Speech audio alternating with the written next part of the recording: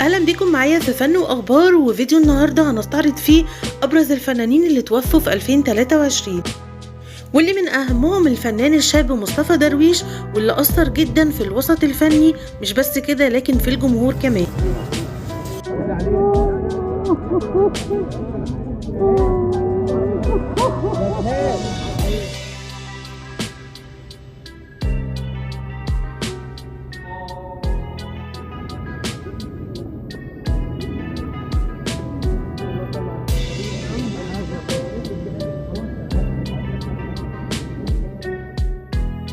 والفنان مصطفى درويش اتوفى في 1 مايو 2023، ووفاته كانت صدمة كبيرة جدا مش بس للوسط الفني لكن للجمهور. حتى الناس اللي ما كانتش تعرف مصطفى درويش مجرد ما شافت صورته قد ايه زعلت وكمان اتأثرت جدا.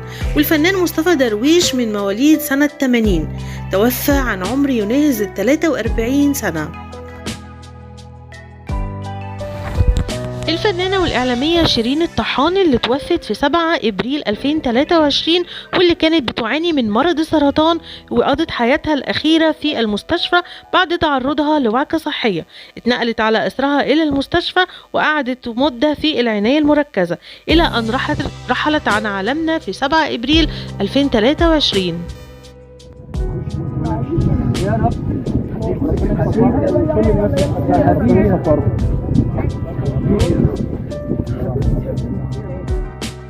ومن أكتر الأدوار اللي عرفها بيها الجمهور هي مرات الحناوي في مسلسل رمضان كريم اللي اتعرض في رمضان 2023.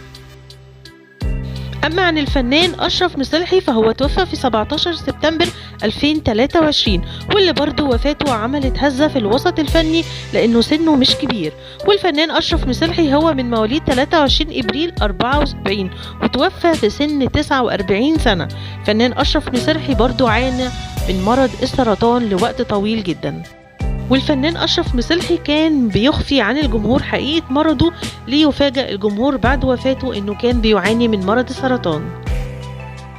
الفنان طارق عبد العزيز، واللي توفى في 26 نوفمبر 2023 بعد تعرضه لوعكة صحية أثناء العمل، وبعدها نقل إلى أحد المستشفيات الشيخ زايد، وهناك فارق الحياة ليتوفى الفنان طارق عبد العزيز عن عمر يناهز 55 سنة.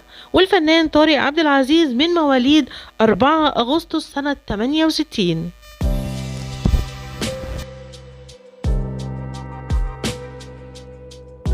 والفنان أشرف عبد الغفور اللي توفى في 3 ديسمبر 2023 إثر حادث أليم، هو والد الفنانة الشابة ريهام عبد الغفور. والفنان أشرف عبد الغفور من مواليد 22 يونيو سنة 42، وتوفى عن عمر يناهز 81 سنة.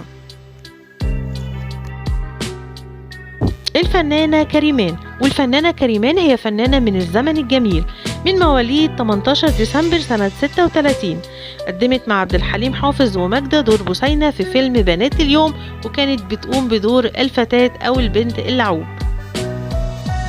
والفنانة كريمان توفت في 12 سبتمبر 2023 عن عمر يناهز 87 عام.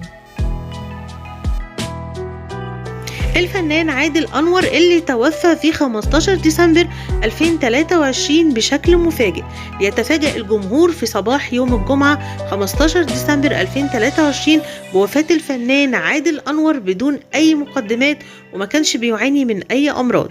الفنان عادل أنور هو شقيق الفنان نادر أبو الليف وخال الشاعر أيمن بهجت قمر. وده كان فيديو النهاردة، يا رب يكون الفيديو عجبكم، واستنوني في فيديوهات تانية كتيرة، وباي باي.